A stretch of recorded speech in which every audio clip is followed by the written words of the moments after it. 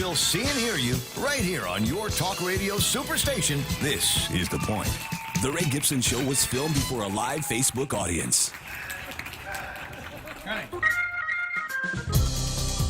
The Point is KUSG, Hagåtña, Guam, 93.3 FM and 104.3 HD3. Putting up roadblocks. I'm Carmen Roberts, Fox News. Senate Majority Leader Mitch McConnell blocks a quick vote on increasing the stimulus checks to $2,000 one day after the House approved the increase. McConnell grouped three of President Trump's priority issues, those $2,000 stimulus checks, but also repeal of Section 230 protections for big tech, and an advisory committee that will study the 2020 election and make recommendations to Congress on improving security, integrity, and administration of federal elections. Democrats are calling those poison pills and want to vote just on $2,000 checks. McConnell was vague about timing. Fox's Mike Emanuel. Meantime, Treasury Secretary Mnuchin says the $600 stimulus checks are on the way. COVID claims the life of Congressman Luke Letlow from Louisiana just days before he was to be sworn into office. The Republican announced his diagnosis December 18th, was admitted to the hospital the next day as his symptoms persisted. Luke Letlow was just 41 years old. Fox's Shannon Bream. Major fallout in the Breonna Taylor case in Louisville, Kentucky. The police department plans to fire the two officers involved in the raid that ended in Taylor's shooting death. The terminations of detectives Miles Cosgrove and Joshua Janes comes as the city's interim chief tries to deliver the reckoning she promised. Janes will get to contest his firing on Thursday. And we're learning more about how investigators identified Anthony Warner as the Nashville Christmas Day bomber. Reports say he had been giving items away, transferred his house to a California woman in November for no money. Warner had given away another car, telling the recipient he had cancer. In that car, investigators found a hat and glove and matched the DNA on those items to Tony Warner. Fox's Mike Tobin. America's listening to Fox News.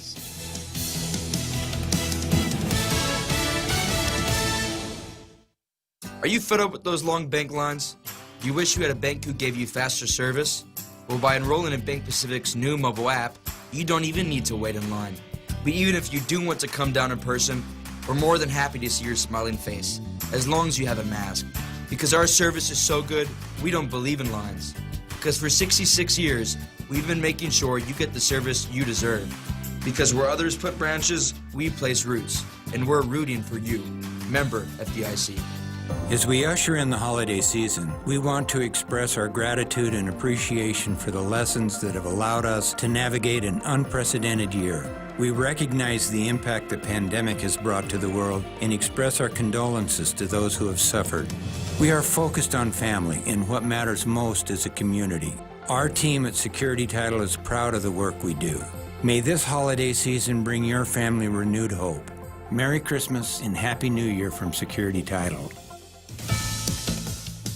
A man who spent 30 years in a U.S. prison for spying for Israel arrived early Wednesday in that country. An Israeli newspaper reports Jonathan Pollard and his wife were on a private plane that arrived from Newark, New Jersey. Pollard was sentenced to life in prison for selling military secrets to Israel in the 1980s, but released in 2015. As most Americans wait for COVID vaccines to reach them, New York Governor Andrew Cuomo is getting tough with those who skirt the rules. He signed an executive order making vaccine fraud punishable by a $1 million fine. As vaccinations continue, New York State is cracking down on vaccine fraud. Attorney General Letitia James launching an investigation into Park Care Community Health Network over allegations it committed fraud in obtaining and wrongfully distributing 2,300 vaccine doses to its clinics in Brooklyn and administering 850 shots to the general public, ignoring state rules specifying that the first round of vaccines go to frontline health care workers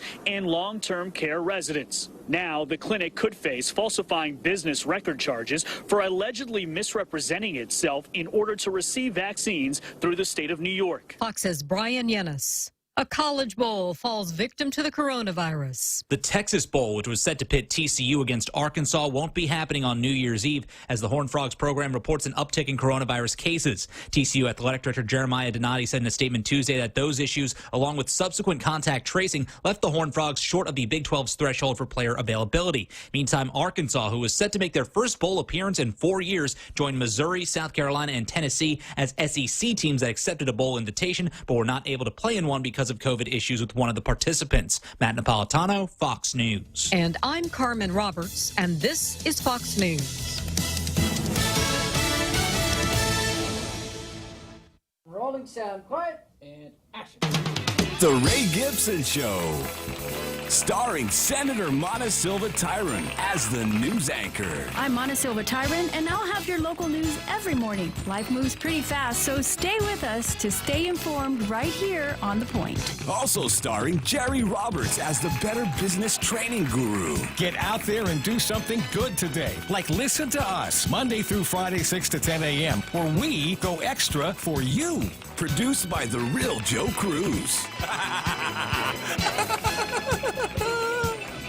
And your warm and intelligent host, Ray Gibson. It's the Gibson Stream of Consciousness. All the players and all the games with cameos and calls from the most interesting people like you.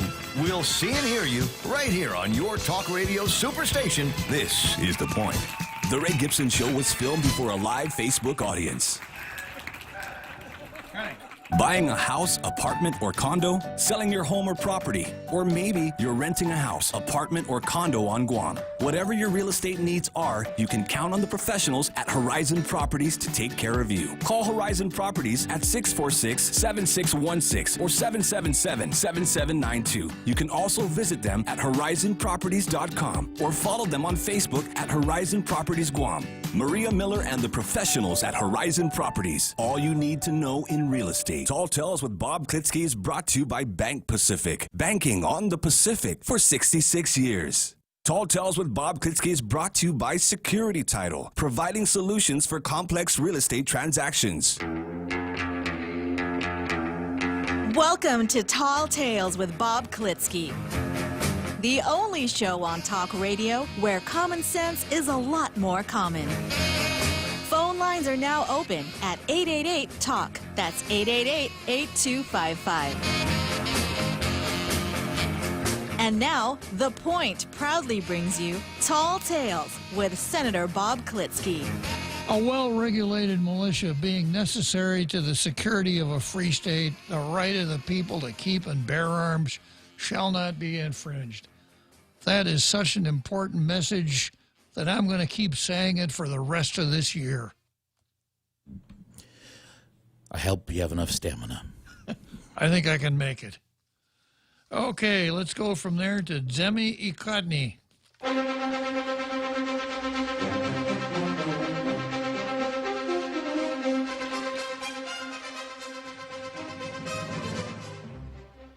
The Daily News hasn't run a local editorial for at least 6 months now. Instead of running local editorials dealing with subjects, Guam-type subjects that we're all very interested in, the Daily News runs boilerplate from USA Today.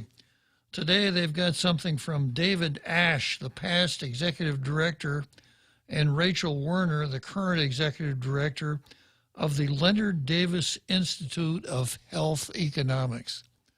Now, I can't tell you how much importance the Leonard Davis Institute of Health Economics has as far as those of us who are living in this little island in the Western Pacific. I only have 2 hours here, so I wouldn't be able to explain it all to you. Yeah, so as usual, nothing to do with our particular situation here. I want to talk about Pfizer and Moderna and things like that, things you can get on the internet, 100 different places. No sense clogging up the editorial page of what purports to be a local newspaper with stuff like that when there are plenty to write about as far as local editorials are concerned. Now, the Post has had a little trouble itself coming up with the dynamic, hard-hitting, edgy editorials that we've come to expect from the Post I suppose it's the season. It is, after all, Christmas, and it's a little harder to be as blunt and edgy as a good editorial ought to be this time of the year. I suppose the Post could pull a Daily News and run, "Yes, Virginia, there is a Santa Claus," and claim it as their own. But here's what the Post says today. A spirit of community is alive and well. It was getting late on Monday night, and many had their thoughts and prayers out for the safety of 7-year-old Avery Manessis Sandoval. The second grader from Upi Elementary was reported missing past 4 p.m. on Monday after she was last seen in her home on Chalon La Chance in Jigo, triggering a massive search that had gone on for nearly 5 hours in dark areas brightened only by searchlights and police cars' blue lights. I almost feel like I should have music for this one, Jose. It was a dark and stormy night. As the police officers and firefighters scoured areas in Jigo, volunteers came in, including etc. So everybody looks really hard for this girl, which is good. That's what we ought to do. And they finally found her on the roof. Somebody looked up. Yeah, someone actually looked up, and there she was up on the roof of one of the houses. So it passes for an editorial. I suppose every once in a while the folks at the editorial boardroom down at the Post say to themselves, let's try to come up with something that will make people's tummies warm. Deviate from our usual editorials, which tend to cause a tightening of the anal sphincter. Yeah, and that's what they did today. They gave us a tummy-warming editorial. Now, I read somewhere else that the little girl, as little girls will do, thought you would go play hide-and-go-seek. And it turned out that when it came to hide-and-go-seek, she was a major leaguer. She was much better at it than any other 7-year-old in the neighborhood. So much for the Daily News editorial. Let's take a look at the program notes for today. I don't think the program notes made it to Jungle Watch today. I was a little slow getting them up, and I don't think I quite made the deadline. But they'll be up after the show along with today's show. So you can always go to Jungle Watch and catch the show, watch it again, see if I answer the questions the same way the second time that I do the first time.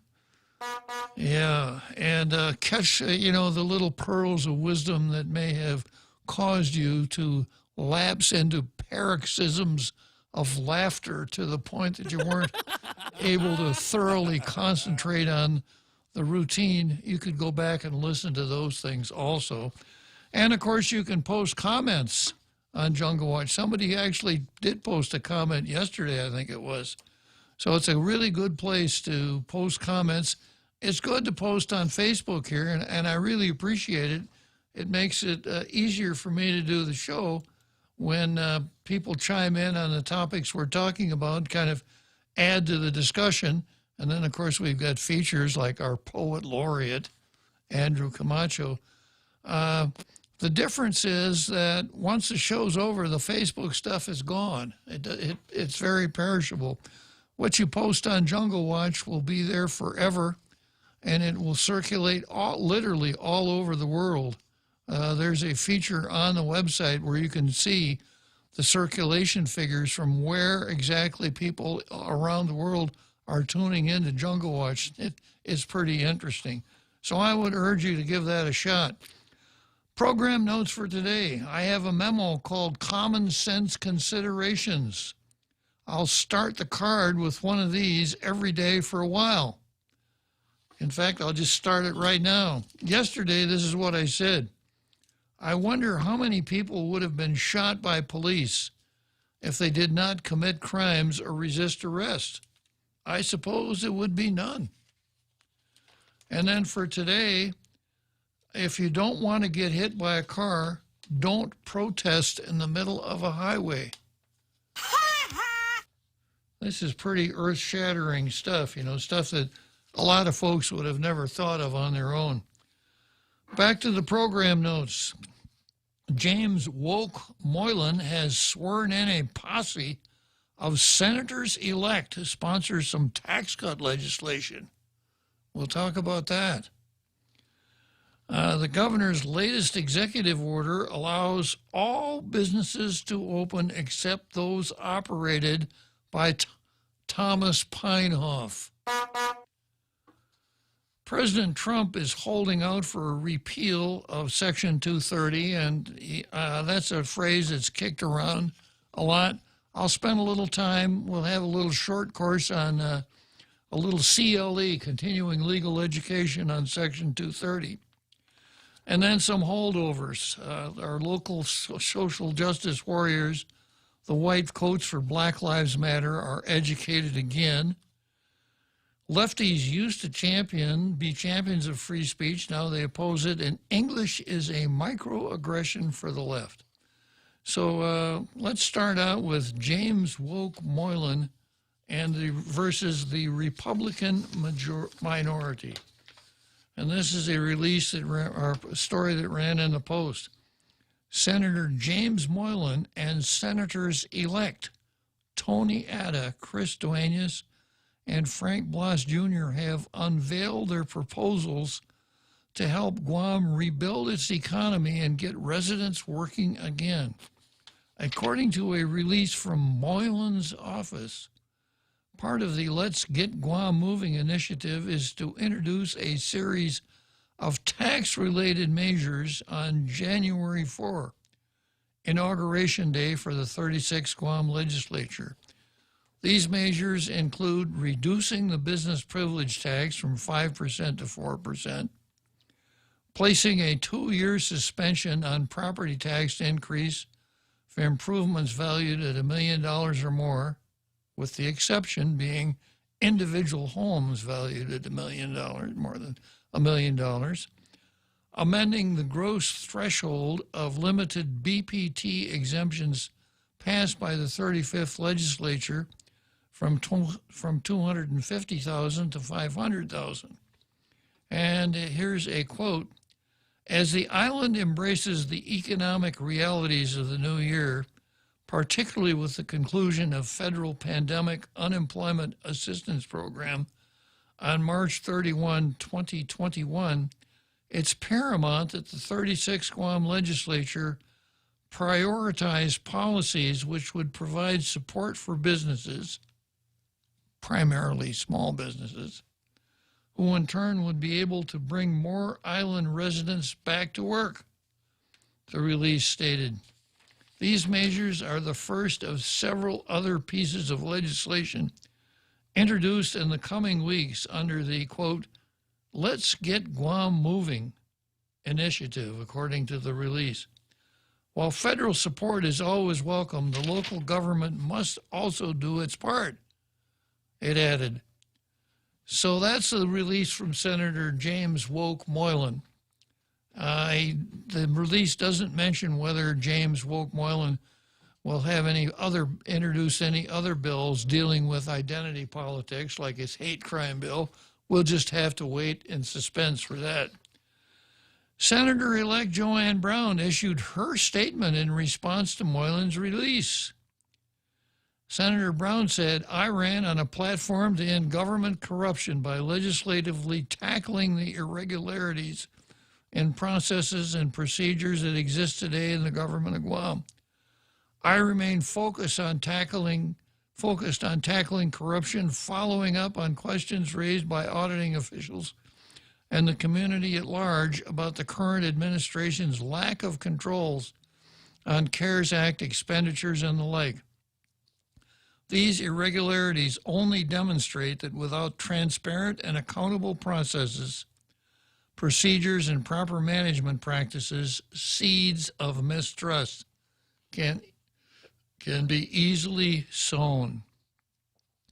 Brown said she fully supports any initiative to jumpstart the economy, but any initiative to get Guam moving will require more ideas, more than just the ideas of a few.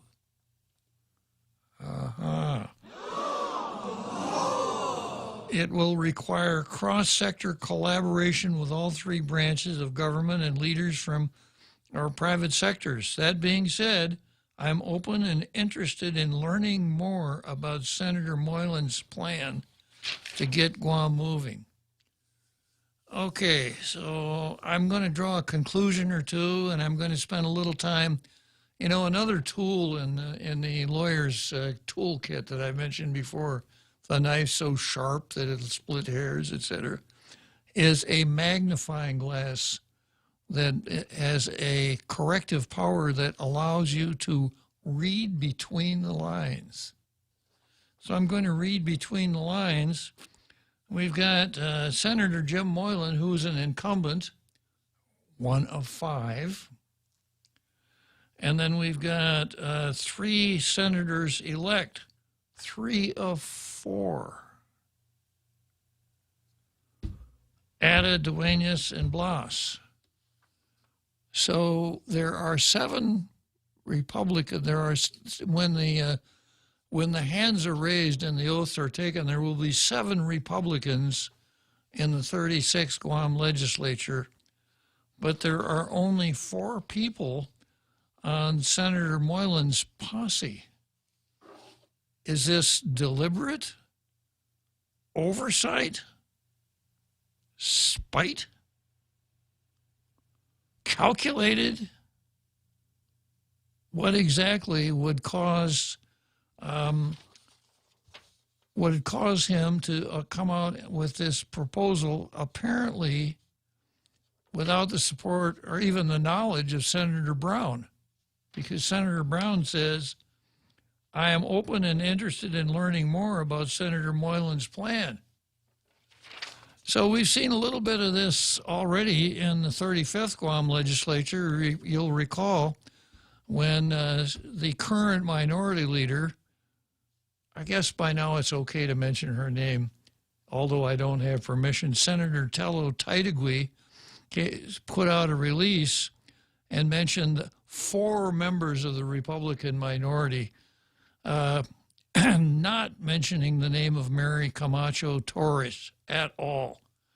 So the words that really jumped out at you were the words that were, it was almost like Sherlock Holmes had written it. It's not who she mentioned, it's who she didn't mention. And she didn't mention Senator Torres. So had Senator Torres quit the caucus? Had she been kicked out of the caucus? Was she not interested? Was she absent that day or what? So when things like this happen, it causes people to wonder, well, you know, you've got this plan, you're in the minority, there will be 7 of you, and I see 4 names here. What about the other 3? Did they think, when you bounced off, when you brought this to them, Senator Jim Moylan, did they say, this is the dumbest idea I've ever seen, count me out on this? And Tello said, and don't you dare mention my name, because you don't have my permission. And then, of course, the whole question of Mary Torres, is Mary Torres a member of this Republican minority? Will she be a member of next legislature's Republican minority? So what was apparently meant to be an initiative that grabbed a little earned media, which it did, throws open the door, to me, for a lot of questions. What about the rest? And, you know, if there are only 7 of you and you're in the minority, if you ever want to be in the majority, which is a matter that I had some doubts about during this legislature, it seemed like the minority was more than happy to stay in the minority. But if you ever want to take over the minority, you're going to have to be 7 folks marching to the same drumbeat, or it's not going to work. Now, we've talked before here about 7 senators, 7 Republican senators, and one Therese Terlahi could stage an internal coup and depose Senator Tina Rose Munya Barnes as the Speaker. But that's only if the 7 of you are working together, and, of course, only if Therese Terlahi will cooperate. So I'm looking for, I have high expectations. I don't have high expectations. Let me go back on that. I don't have high expectations. I have high hopes. I want to see us return to a two-party system of government. We don't have that right now. We've got a governor and we've got a legislature that either is the governor's pawn or just isn't interested enough to oppose anything the governor does. So, you know, I'm interested in things like, okay, you're going to be in the minority. Have you chosen a minority leader? Are you going to go with Tello? Is Tello going to be the new minority leader? Have you made plans? Have you signed up the necessary armament that you're going to need to challenge the majority? By that, I mean counsel. You know, if you don't have counsel, it's a classic case of going to a gunfight with not even a knife. It's a classic case of going to a gunfight with a sharpened pencil, because the means of combat in the legislature are all the written word, the bills that you're going to introduce, the amendments that you're going to make, etc. You got to have counsel to do that. I haven't heard boo from the minority as to how they're going to organize to take these tasks on. And what is it? Today's the 30th. They're sworn in on January 3. I haven't heard of any initiatives that they're going to try to get into the standing rules, which certainly require some attention from the minority. I can click off a few for you right now. Let's change the standing rules so that we have only senators voting, no quarterbacks. You call the roll in random order, and a senator either votes aye or nay. None of this pass, and let me see which way the wind is blowing. And Tina Rose was bragging on the other day in the media that she has suspended the public hearing requirement for bills 25 times in the 35th Guam legislature. So let's amend the rules and take that power away from her and give it to the whole body. Now, that's just a couple of things that come to mind as to how the standing rules could be amended to make the body more responsive to the people you're supposed to be serving, which is the general public. So the whole release strikes me as strange. Starting out with a tax cut. Now, Jim Moylan, at the beginning of the last legislature, introduced a bill to roll back the GRT from 5% to 4%, which I thought was a really good idea at the time. But what did he do? He made it effective on October 1st instead of effective immediately. And of course, he never got it to the floor by October 1st. He got it to the floor last year, and in the middle of discussion, he has to withdraw the bill, if you remember that. So I guess he wants to try it one more time here. Now, this is the problem here that I see with rolling back the GRT. We know that the government was $8 million short here. It was a headline in the paper the other day. And we know that so far we're pretty sure that there isn't going to be huge piles of money tossed at local governments this time around like last time. So the only money our government is going to have to spend is the money that it raises through taxation. I am a low tax guy. If it were up to me, I'd take the GRT back to 2%. But in order to do that, you'd have to have a lean, efficient government that operates in an efficient, effective manner. operating within the rule of law to provide basic government services on at least a break-even basis. Sorry, I thought you were being sarcastic. Well, I say just that. kidding. I say that all the time, you know, that's what I really want to see. An effective, efficient government that provides basic services in accordance with the rule of law on at least a break-even basis. You would think. Yeah, that's what government should do. Forget about the nice-to-haves and the frills and the fest packs and all the rest of that stuff. That's what I'd like to see. And I think if we did that, we could probably lower the GRT to 2%. But I have this device here that I call the political prism that from time to time I roll out. And when I gaze through my political prism like this, it filters out all considerations except the purely political, partisan political. What benefits which party and how does it benefit? It filters out concepts of morality, correctness, political correctness, on and on, leaving only the political sense left. And when I suspect that the fourth branch of government, you know, we have four branches of government here. We have the executive branch, we have the legislative branch, we have the judicial branch, and then we have the Carlo branch. And the Carlo branch seems to be in charge of coming up with sarcastic rebuttals to Republican proposals. So I suspect that the fourth branch of government, as soon as he saw this release, said, oh boy, this is wonderful. Because he's already working on a release saying, yeah, leave it to the Republicans. How do you spell layoff?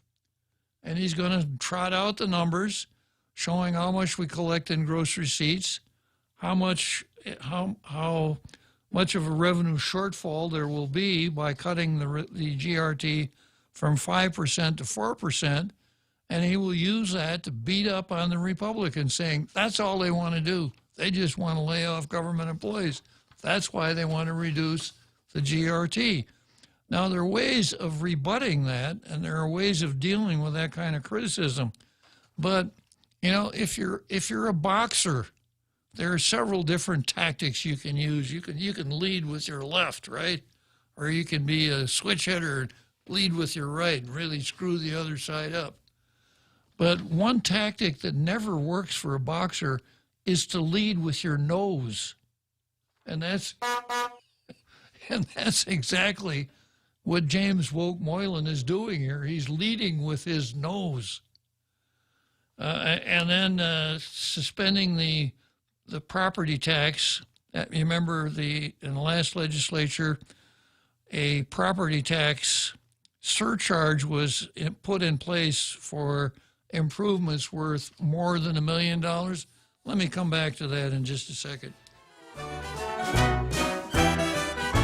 The Extra Point with Jerry Roberts of Guam Training. Hi, I'm Jerry Roberts, and every day on The Ray Gibson Show, I get to comment on the incredibly diverse, fun, challenging, sometimes frustrating, often exciting, but always interesting world of work. I hope you'll be there with us. You can find daily transcripts of The Extra Point at GuamTraining.com. Tune in every weekday morning at 7:20 for The Extra Point with Jerry Roberts. Brought to you by Guahan Insurance Services and First Hawaiian Bank on 93.3 The Point. Okay, Google.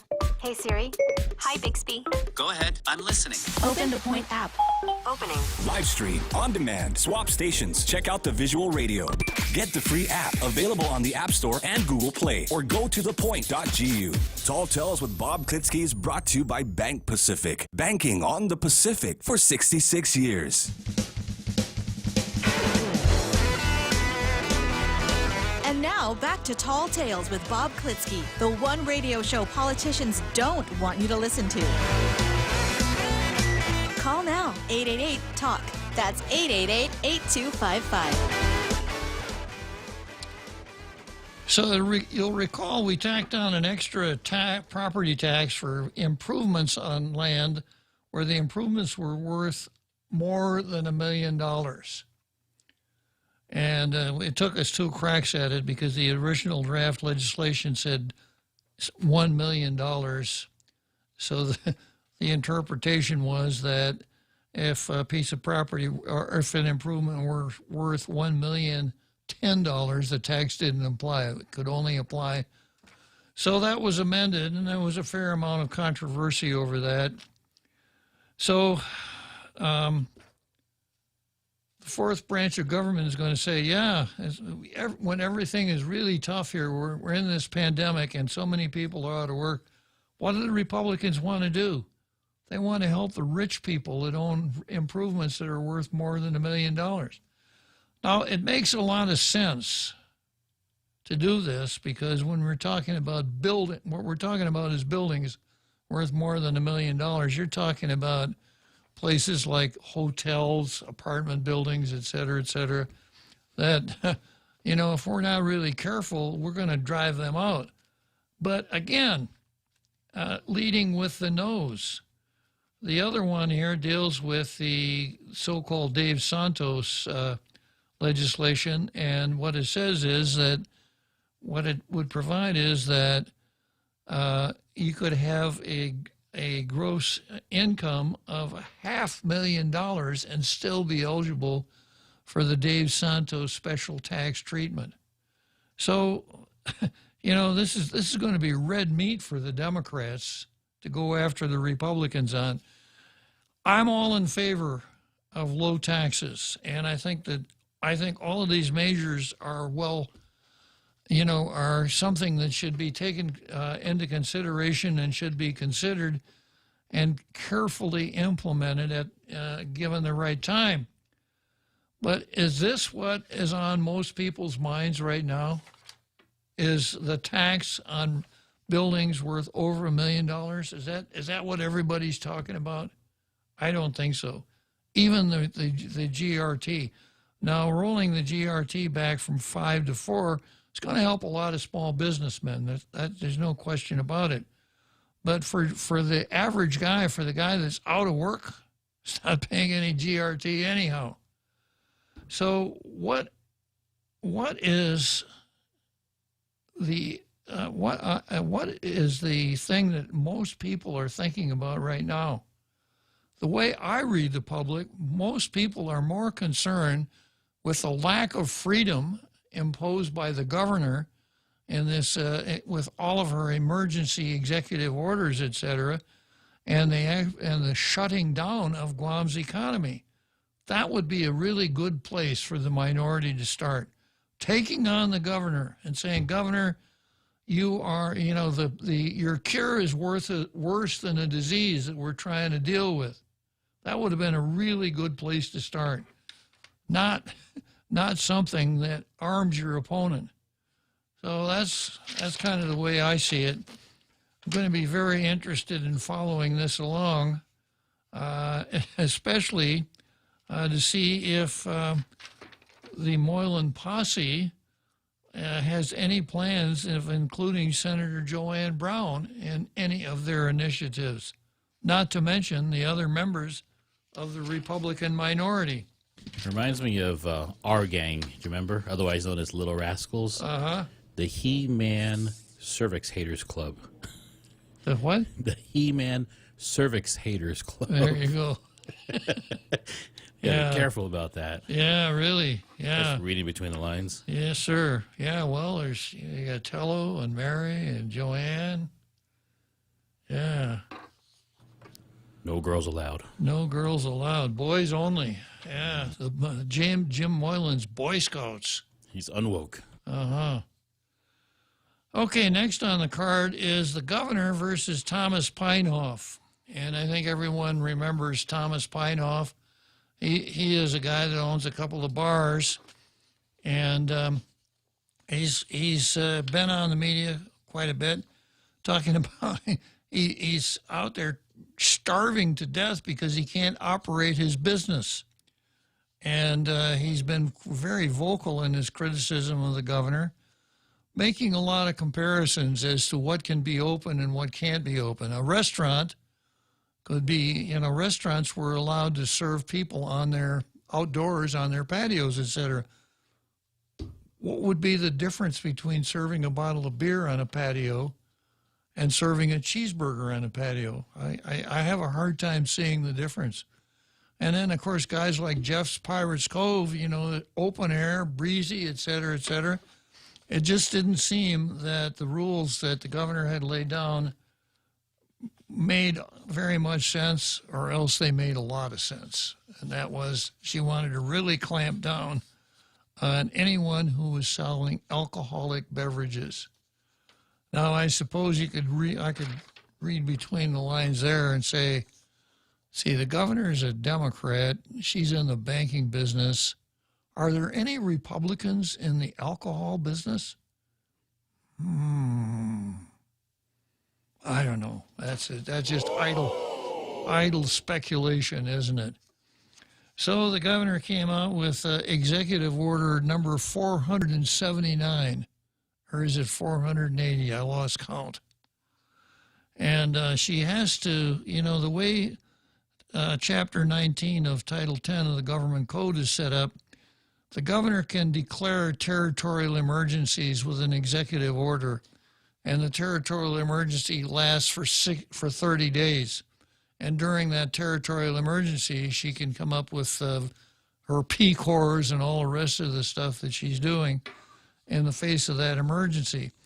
But when she gets to the end of that 30 days, she has the option of renewing that territorial emergency, which she has done repeatedly.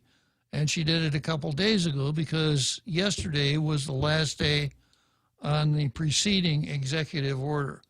So she has come up with another executive order that takes her down to January 29. Yeah. So does anybody have any plans for New Year's Eve 2030? Because I got a feeling that her executive orders will still be in place at that time. J30? Yeah. J30? So her latest executive order, paragraph 4, says operations of authorized activities. All businesses and activities already authorized to operate under applicable DPHSS guidance memoranda or directives may continue to do so, subject to mitigation measures identified in guidance memoranda or directives, including social distancing and the wearing of masks. Effective January 11, additional activities and businesses, including, now I suspect when Tom Pinoff read this, when he got to the word including, he's holding his breath. And he's got his fingers tightly crossed. And he's probably saying, I can't do it. I can't. He gets somebody else to read it to him because it's just the burden is too heavy. And this is what it says. Additional activities and businesses, including amusement parks. So our local equivalent of Disneyland can operate. How many amusement parks do we have on Guam? Well, I know there's that one in Tumon. Really? Right next, I don't know what the name of that road is. Where, oh man, where is that hotel? Which hotel? It's in Tumon. Yeah. Where the Outback Steakhouse is. Oh, yeah. Yeah, that big swing. Yeah. That swing. Yeah, okay. Well, they can open up. And then maybe, well, the water park's already opened up. Those are usually considered amusement parks, but the water park's been open for a while. Okay. All right. Bingo halls. All right. Bingo. Yeah. Now. Read between the lines. Yeah. Nice cash businesses. So I've been in some of the bingo halls here. I don't play bingo myself, although I'm in the right age group to be a real bingo ace. And you have people that sit in one place for long, long periods of time. Now, even if they're 6 feet apart. Yeah. Longer than church. Yeah. Game rooms. Game rooms can open. Now, I thought that almost all the gaming machines couldn't be licensed. So what do they do in game rooms nowadays, I wonder? But game rooms can be open. And again, people, I understand, go into game rooms and stay there for long periods of time. I don't know how stringent the enforcement is going to be in a game room. A lot of touch screens. Game rooms can be open.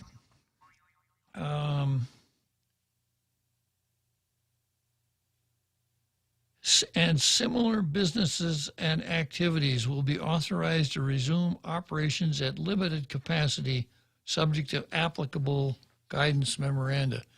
So I don't see bars in there at all. And one would think that a bar would be as easy to check compliance on as any of these other businesses. You know, you could have a rule that you keep the tables at a distance, you mark off spaces on the bar. I mean, it just isn't going to be that hard. And why bar operators couldn't serve outside when it was open up to restaurants to serve outside, it doesn't make any sense. So if I didn't know any better, I'd think that the governor has real animus towards people in the alcohol business. Now, I know some people are going to say, well, yeah, that's discrimination. This guy over here, goes, that's discrimination. And, of course, it is. But everything that governments do is in one form or another is discrimination. And the other day I went through the different degrees of scrutiny, strict scrutiny, intermediate scrutiny, and rational state purpose. And we're not dealing with a fundamental right here when we're talking about serving alcohol, being in the restaurant business, et cetera. So it's discrimination, but the discrimination would be examined under the standard of rational state purpose. And this is how that works. In order to pass the rational state purpose test, a person need only to come up with a hypothetical reason as to why a state purpose is furthered by that discrimination. That doesn't have to be the reason that the government does it that way or will ever do it that way. It's a very low test. And my suspicion is that Tom Pinehoff's grievance will meet the standard required by the rational state purpose test.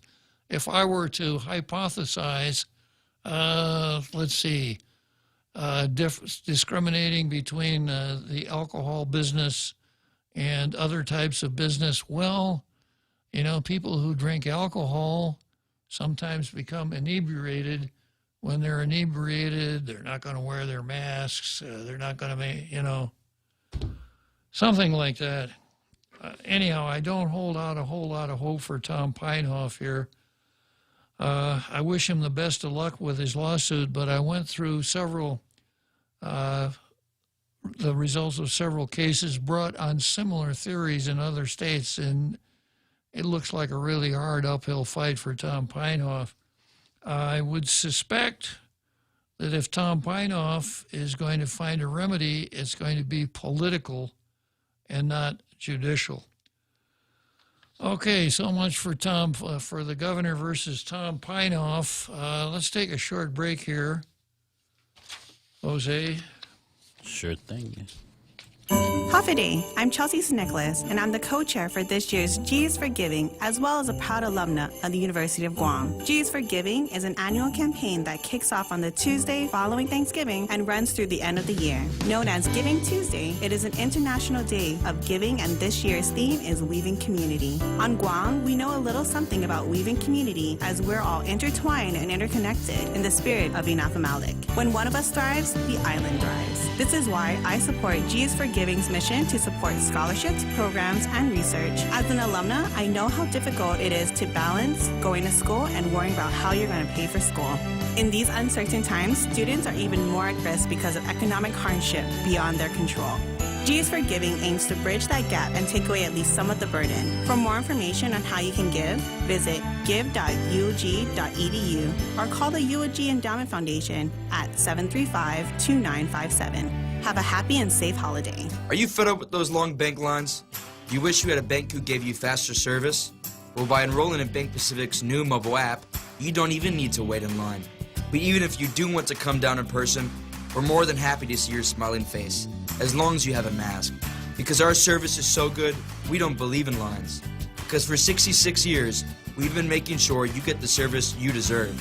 Because where others put branches, we place roots. And we're rooting for you. Member FDIC.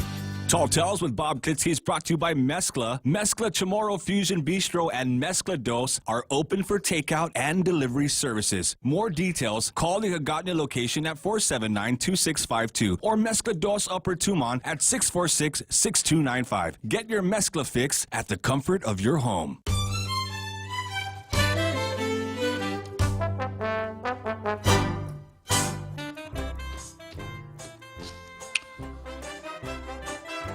Okay, so here we are. We got about 10 minutes more until that big halftime show at 1700. I have an article here. I've got an item on the card, Trump versus Section 230, which is a number that I think most people bat around quite freely. It deals with the liability protection for companies like Facebook and Twitter. And I've got an article here written by a guy named Samuel S. Stryker and another person named Samantha Zipper. I suspect that Samantha wrote her part of it on the fly.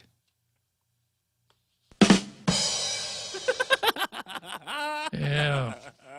And they contrast the Communications Decency Act with federal and state public accommodation protections. It's kind of imaginative. And I suppose it's a little bit thick for 5 o'clock in the afternoon, but bear with me on this one.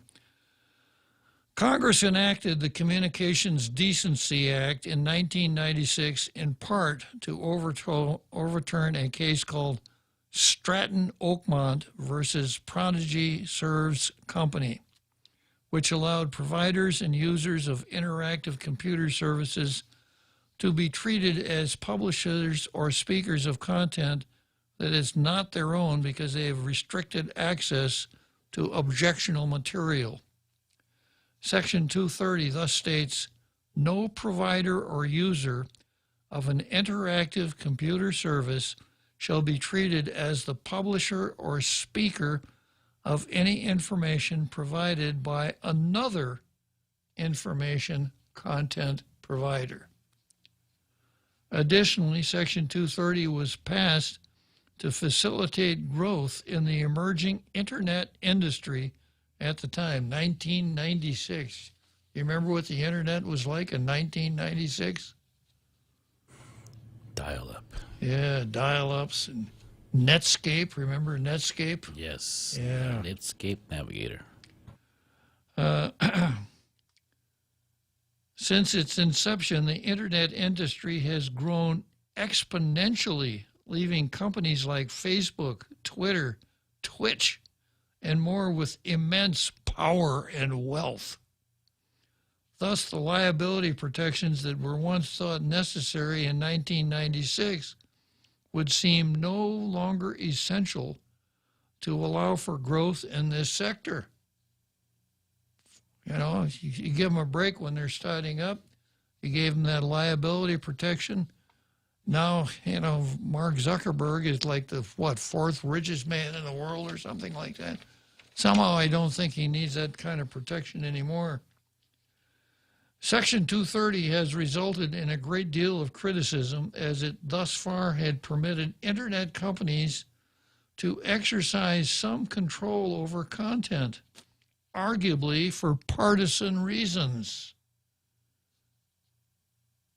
Facebook and Twitter controlling content for partisan reasons? I'm shocked. Captain Renault. In response, Trump has vetoed a major defense authorization bill in part for failing to eliminate Section 230. In this article, we explore another effect of Section 230, that several court decisions have invoked the provision as a basis for limiting rights against discrimination in public accommodations. Discrimination in public accommodations is bad, right?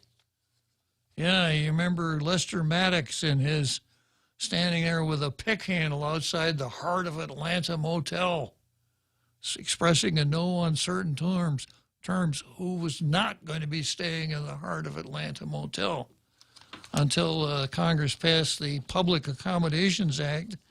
And now you cannot tell someone, you cannot tell them they cannot stay in your hotel because they are black, white, or whatever. No more.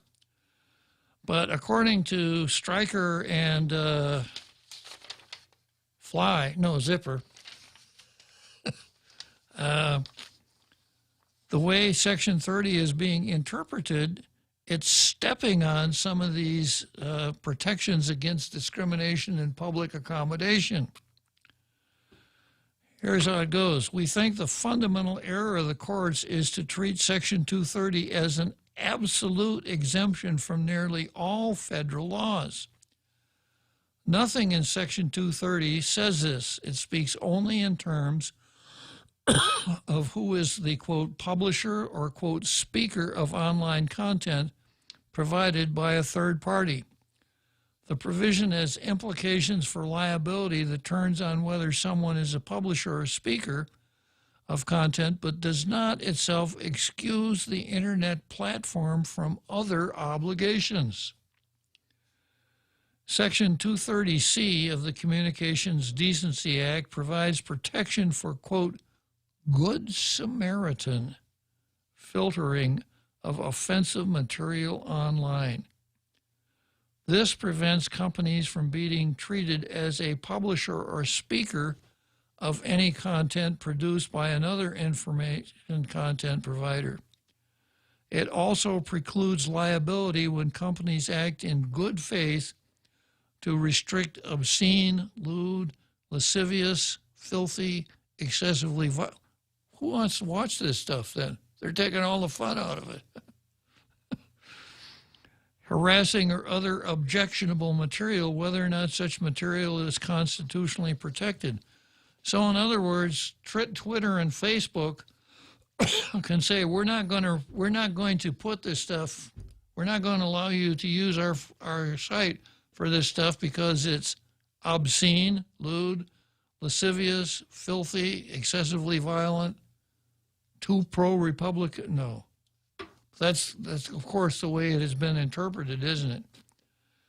Essentially, this means that companies cannot be held responsible for what third parties post on their public accessible websites or for whatever actions the companies decide to take or not to take in good faith to filter out offensive content online.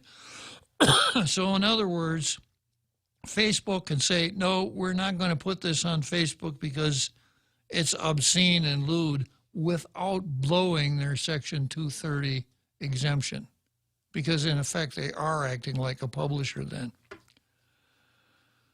As outlined in a case called, you'll like this one, Jose, outlined in a case called Martinez versus San Diego County Credit Union. Is that where you keep your money? Nothing to do with this. Nothing at all. Nothing. You see nothing, you hear nothing. I'm zippered. Uh-huh. The federal courts are split in whether a website can qualify as a place of public accommodation under federal or state anti-discrimination laws. Courts in the First, Second, and Seventh Circuits agree that websites are public accommodations within the meaning of the Americans with Disabilities Act.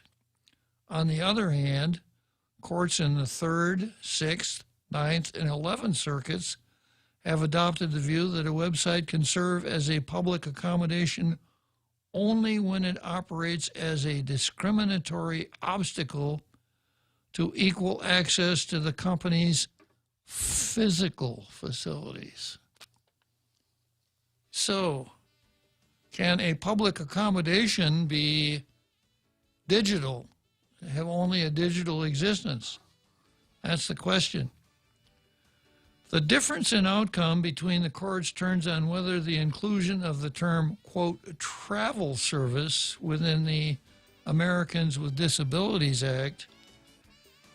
All right, let me take a break and we'll come back to Section 230 right after that big halftime show that we've all been waiting for.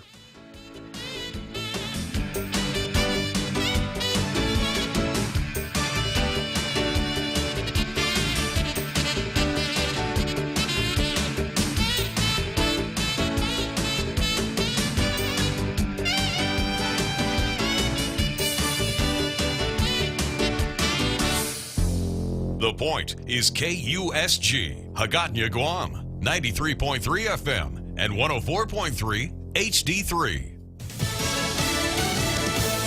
COVID kills a man just elected to Congress. I'm Carmen Roberts, Fox News.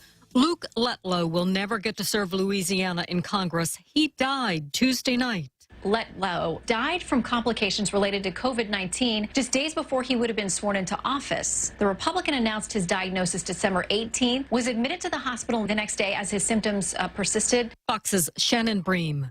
Letlow was 41. President-elect Joe Biden's warning Americans the pandemic's worst days are ahead of us and we may not see brighter days until March. He also said the Trump administration has fallen short on its goals for vaccinations, both of which have been acknowledged by the Trump administration's coronavirus task force. Biden pledged to authorize the Defense Production Act to boost production of PPE and vaccine material, a promise he made throughout his campaign. President Trump has also used the wartime law to boost pandemic response. Fox's Jackie Heinrich. The number of people hospitalized with COVID-19 rose to a record Tuesday of nearly 125,000. More than 22,000 of them are in intensive care.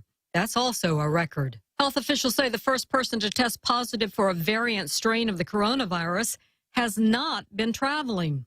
That means the mutation is circulating in the Colorado community where the man lives. Many Americans struggling through the pandemic started receiving $600 stimulus checks by direct deposit Tuesday night. Treasury Secretary Mnuchin says paper checks will start going out Wednesday. A vote on increasing the payments to $2,000 is stalled in the Senate. Senate Democrats strongly support $2,000 checks. Even President Trump supports $2,000 checks. Senate Minority Leader Chuck Schumer. America's listening to Fox News.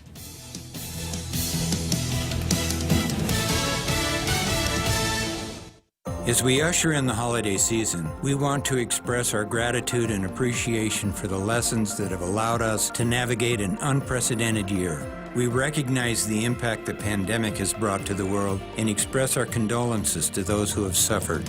We are focused on family and what matters most as a community. Our team at Security Title is proud of the work we do. May this holiday season bring your family renewed hope. Merry Christmas and Happy New Year from Security Title. Are you fed up with those long bank lines? Do you wish you had a bank who gave you faster service? Well, by enrolling in Bank Pacific's new mobile app, you don't even need to wait in line. But even if you do want to come down in person, we're more than happy to see your smiling face, as long as you have a mask. Because our service is so good, we don't believe in lines. Because for 66 years, we've been making sure you get the service you deserve. Because where others put branches, we place roots. And we're rooting for you. Member FDIC. Louisville, Kentucky's acting police chief plans to fire the two officers involved in the deadly raid at Breonna Taylor's home in March. Chief Yvette Gentry sent this letter to Joshua Janes, the detective who applied for the search warrant of Taylor's apartment. Your actions have brought discredit upon yourself and the department. I have the utmost confidence in my decision to terminate your employment. Janes's role in the case has been in the public spotlight for months because in his March affidavit for the search warrant, Janes wrote he had verified through a U.S. postal inspector that Jamarcus Glover, the true target of the raid, had been receiving packages at Taylor's home, but the Postal Service denied that in a May interview with WDRB. Reporter Chad Mills with Fox affiliate WDRB in Louisville. The other officer is Detective Miles Cosgrove. Police in Hartford, Connecticut say a well-known divorce attorney killed his COVID-positive wife before fatally shooting himself on Christmas Day. The attorney was John Ligori. His wife, Cindy, owned a business that produced face masks and hand sanitizer. Just days to go before the final voting in the Senate runoff election in Georgia, where a judge just stopped an effort to remove thousands of names from the voter rolls. On Monday, Judge Leslie Abrams Gardner temporarily stopped an order that removed the 4,000-plus names over allegations those voters left their counties. The two counties, Muskogee and Ben Hill. Biden won Muskogee in November. Trump took Ben Hill.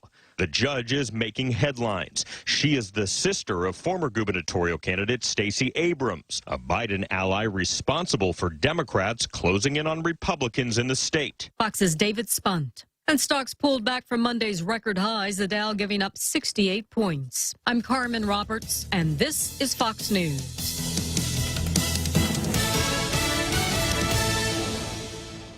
Buying a house, apartment, or condo? Selling your home or property? Or maybe you're renting a house, apartment, or condo on Guam. Whatever your real estate needs are, you can count on the professionals at Horizon Properties to take care of you. Call Horizon Properties at 646-7616 or 777-7792. You can also visit them at horizonproperties.com or follow them on Facebook at Horizon Properties Guam. Maria Miller and the professionals at Horizon Properties. All you need to know in real estate. Chili's has a dinner deal you can't miss. Enjoy a tasty appetizer, 2 bottomless Coca-Cola beverages, and 2 mouth-watering entrees, all for just $35. Treat yourself to entree options like our fall-off-the-bone baby back ribs, personal fajita with chicken, or the ultimate bacon burger. Chili's, 2 for $35. Available daily from 3 p.m. to closing for patio dining or takeout. Chili's is located on the 2nd floor of the Tuman Sands Plaza. Call 648-7377 to place your takeout order today. With Chili's, you can still savor the moment at home. Okay, Google. Hey, Siri. Hi, Bixby. Go ahead. I'm listening. Open the Point app. Opening. Live stream, on demand, swap stations. Check out the visual radio. Get the free app available on the App Store and Google Play, or go to thepoint.gu. Tall Tales with Bob Klitzkie is brought to you by Bank Pacific. Banking on the Pacific for 66 years.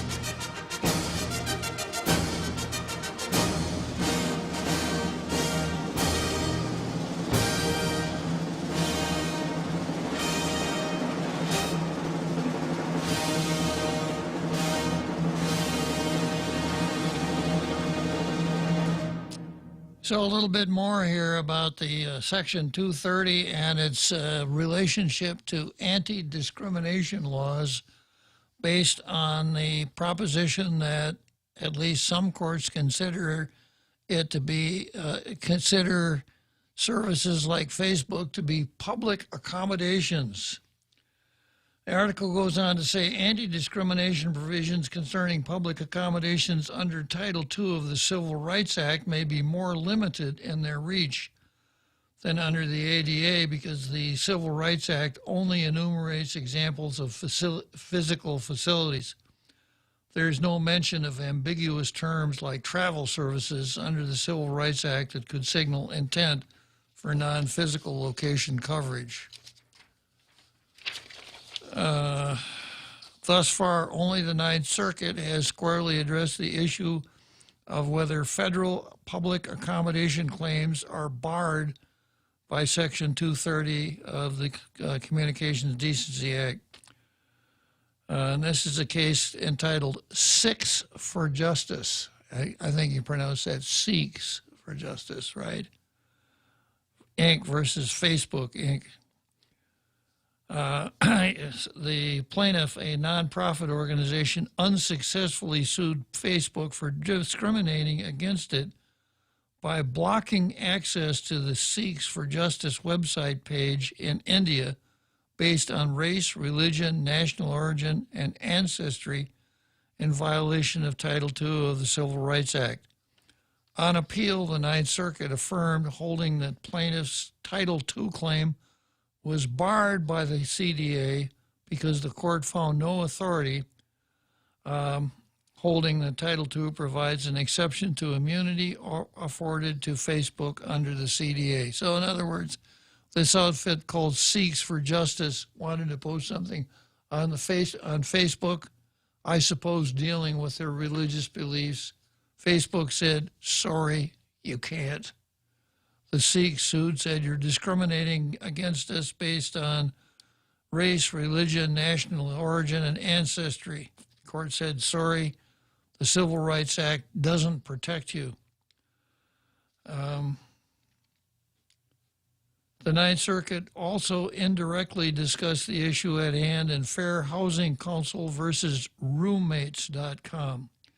In that case, the court held an online roommate pairing operator responsible for designing its website around discriminatory roommate questionnaires.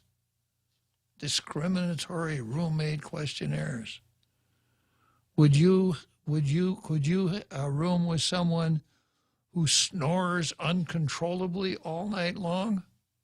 No, huh? Discriminatory, right? I have never heard myself snore. I know for sure I don't snore. I stayed up one whole night to see if I did, and I did not. Yeah. The appeals court cautioned the website was entitled to immunity for any comments posted by site users without any discriminatory prompts from the company.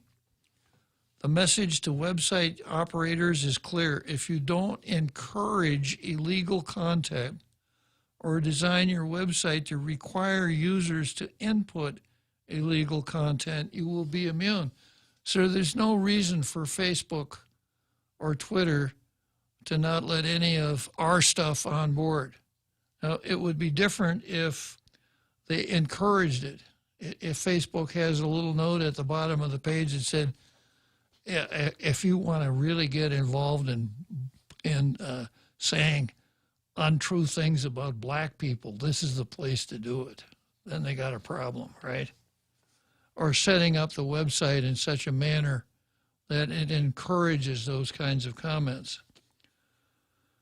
The web message to website operators is clear. If you don't encourage illegal content or design your website to require users to input illegal content, you will be immune. So there's no excuse for Facebook and Twitter not to run our stuff.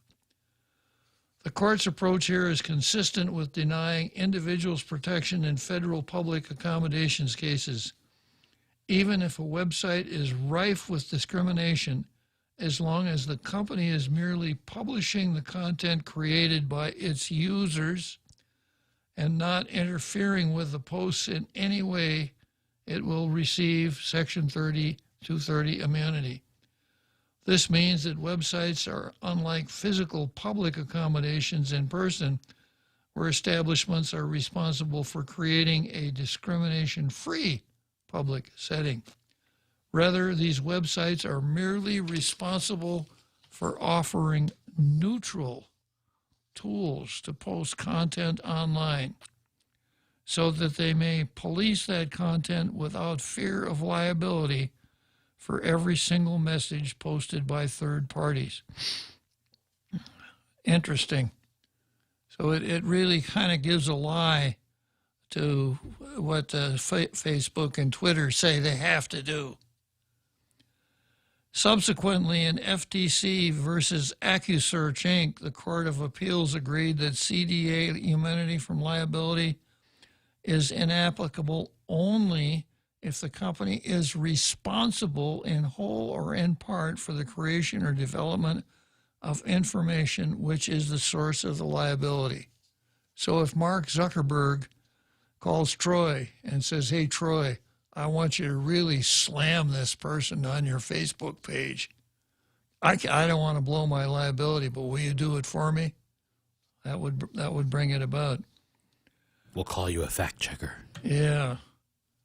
The court explained that a service provider is responsible for the development of offensive content only if it in some way specifically encourages development of what is offensive about the content. Finally, in a case similar to Fair Housing Council, in the Seventh Circuit, a plaintiff sued Craigslist under the Fair Housing Act for allowing discriminatory roommate postings by third parties online. But the court found Craigslist protected under Section 30. Says that an online information system must not be treated as the publisher or speaker of any information provided by someone else. The Court of Appeals reasoned that an interactive computer service provider maintains Section 230 liability protection if it causes discriminatory postings only in the sense of providing a space where people can post. If this reason is extended to other civil rights laws, public accommodations claims will also be duly precluded by Section 230. Now, here's what Stryker and Zipper say is where the courts have gone wrong. The courts, in our view, are applying Section 230 immunity much too broadly. Most holdings rest on one simplistic notion: recognizing CDA immunity in any situation where the company is acting as a publisher by deciding whether to allow or block third-party content to their platforms. However, this reasoning should not preclude public accommodations claims because those claims rest on a completely different premise. Our approach aligns perfectly with the well-established, some more technical language here. And then they wind up with a quote from my favorite justice. Consider also Justice Clarence Thomas' concurrence in the October 13, 2020 denial of cert in Malwarebytes, Inc. versus Enigma Software Group, where the justice questioned the leeway internet companies have been given in this sphere. Quote, extending 230 immunity beyond the natural reading of the text can have serious consequences. Before giving companies immunity from civil claims for knowingly hosting illegal child pornography or for race discrimination, we should be certain that that is what the law demands. So, my own take on Section 230 is this: leave it the way it is, but if the people that run Facebook and Twitter decide they're going to limit access to their platforms based on political considerations, no more protection. Now, I don't know how you would police that, who would make those judgments. But I would be in favor of openness rather than making it more restrictive. I think that Facebook and Twitter can provide a really valuable service because they are the functional equivalent of what we used to call the soapbox. There are some places like Hyde Park in London, or I don't know if it's that way anymore, Pershing Square in Los Angeles. You go down to Pershing Square on a weekend and there'd be maybe 20 people out there haranguing, giving these impassioned speeches to anyone who would stop and listen, mounting the soapbox, so to speak. Well, it's pretty hard to do that in this digital age, and that's the function that Facebook and Twitter ought to be serving. But when they say, yeah, we're going to be open here, we're not going to edit these things, we're not going to be publishers, we're just going to be the highway. We're not going to decide who gets to use the highway, what kind of car you have to have. We're just going to be the highway. And then when cars pull up that say Republican on them, I'm sorry, sir, you can't use our highway. Not a good idea. Not the way things ought to be. Well, that was kind of heavy duty, kind of thick, and unfortunately, I think the next item I have is a little bit more of the same. It's a little bit difficult to put the card together here in the last days of 2020. People just aren't fighting with each other like they used to. And I suppose it's the season. People tend to allow their hearts to warm up during the Christmas season, and a lot of things that ordinarily take place are put on hold. You know, like the Gigo mayor's office shuts down, and the legislature shut down on the day after Thanksgiving, and I know some businesses are taking long holidays, etc. And I think there's a tendency for people to say, well, I really want to do this. I really want to take this on, and I'll do it right after the holidays.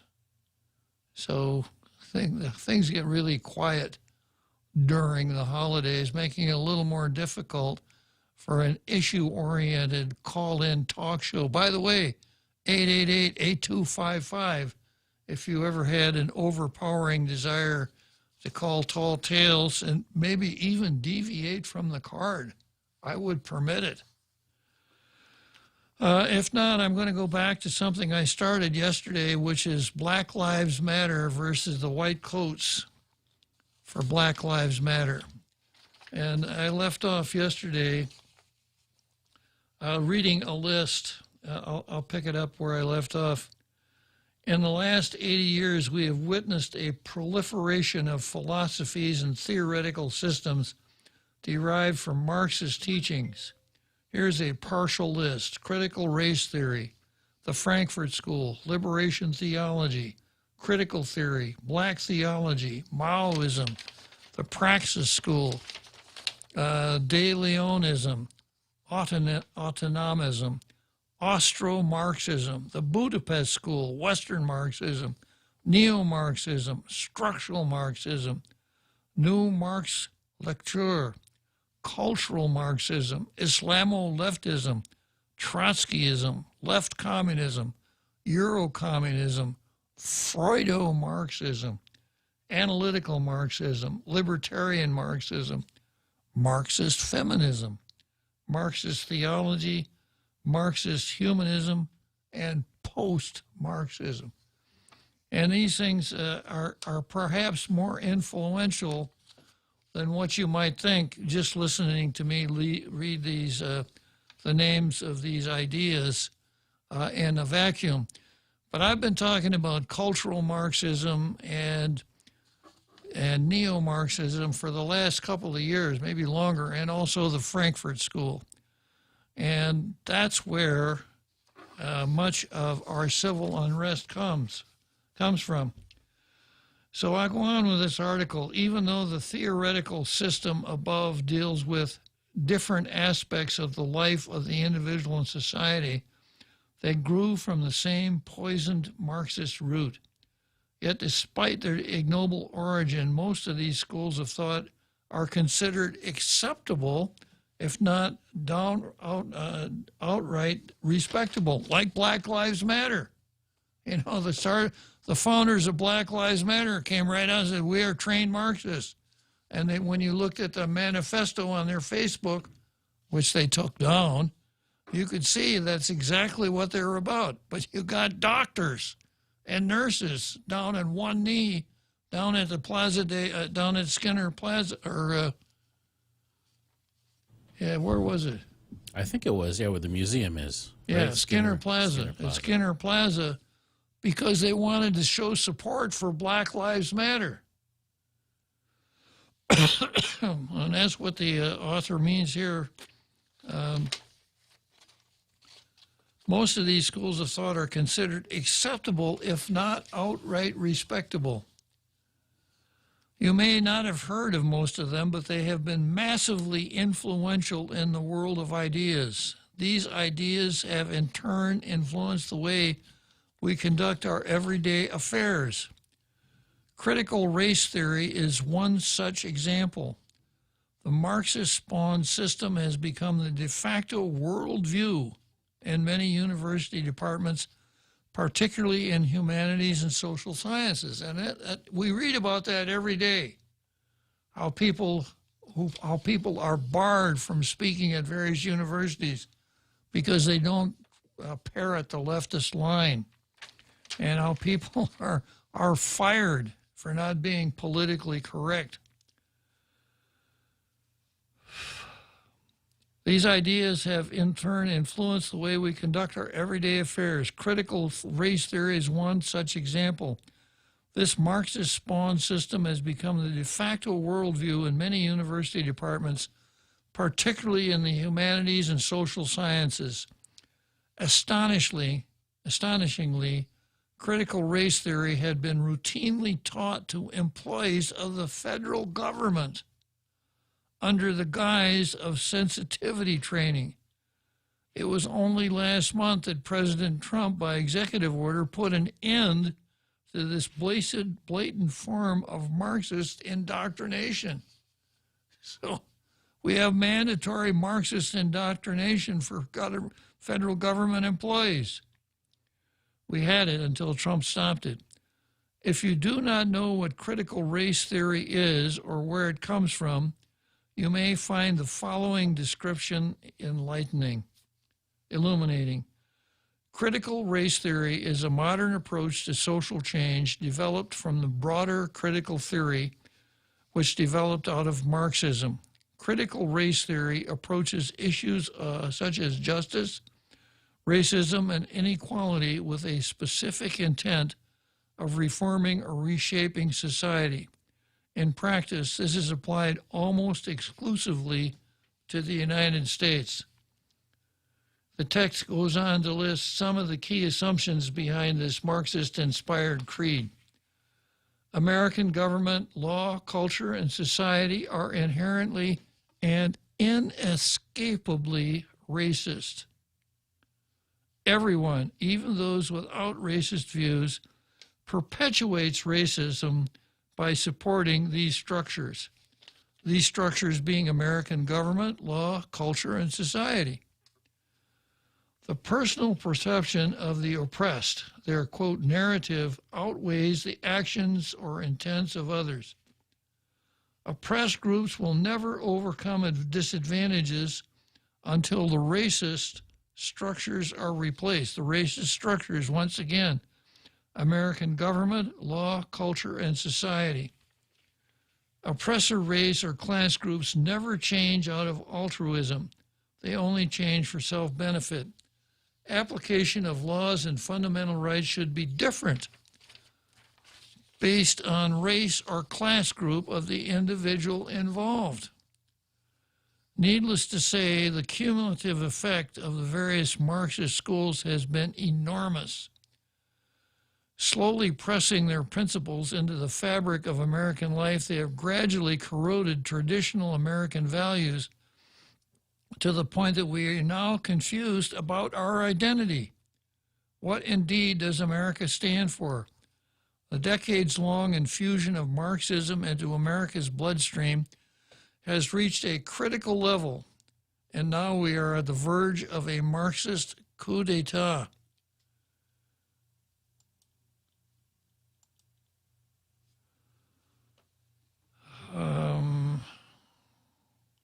Find this hard to believe? Let us conduct a quick reality check.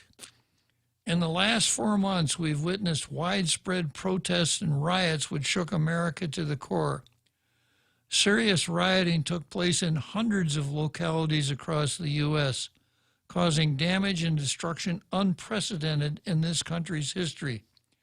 In a number of places, chaos and lawlessness prevailed for days.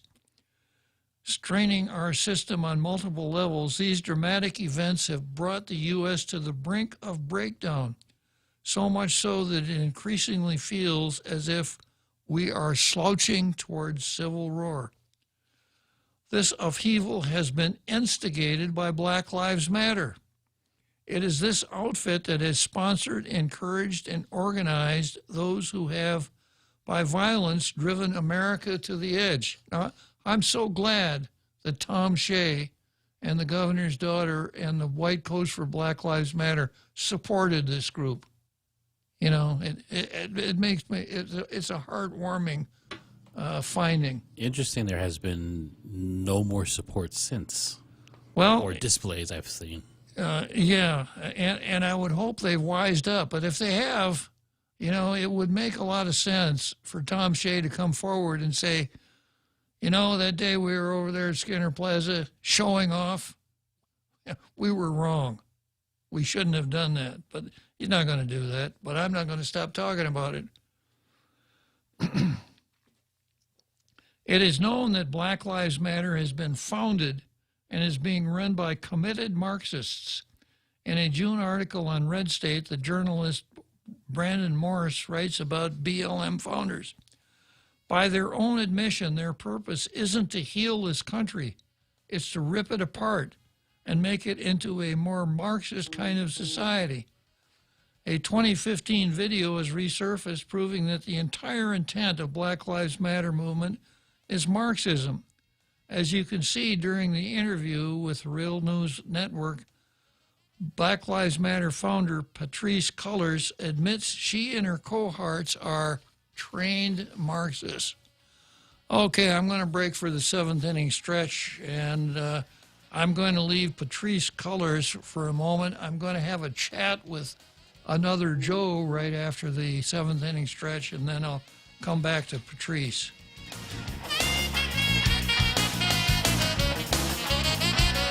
The Extra Point with Jerry Roberts of Guam Training. Hi, I'm Jerry Roberts, and every day on The Ray Gibson Show, I get to comment on the incredibly diverse, fun, challenging, sometimes frustrating, often exciting, but always interesting world of work. I hope you'll be there with us. You can find daily transcripts of The Extra Point at GuamTraining.com. Tune in every weekday morning at 7:20 for The Extra Point with Jerry Roberts. Brought to you by Guahan Insurance Services and First Hawaiian Bank on 93.3 The Point. Mezcla Chamorro Fusion Bistro in Hagåtña and Mezcla Dos Upper Tumon are now open for takeout and delivery services. For more information, call now at 479-2652 or 3 or Mezcla Dos at 646-6295. Mezcla Chamorro Fusion Bistro brings you island hospitality with the true taste of modern Chamorro cuisine at the comfort of your own home. They take your local favorite dishes and serve them with extra flair you will only find at Mezcla. Mezcla, a true taste of Guam.